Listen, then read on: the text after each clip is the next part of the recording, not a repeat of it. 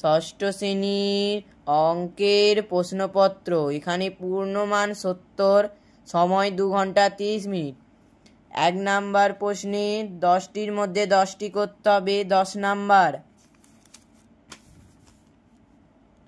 2-এর দাগে বলা আছে সত্য মিথ্যা লেখো, 5টির মধ্যে 5টি করতে হবে, 5 নাম্বার। 3-এর দাগে 5টির মধ্যে 5টি করতে হবে, 5 নাম্বার।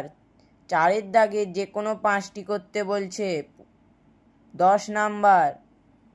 5-এর দাগে 30 নাম্বার আছে, যে কোনো 6টি করতে হবে। 6-এর দাগে যে কোনো একটি প্রশ্ন উত্তর দিতে বলছে, 5 নাম্বার।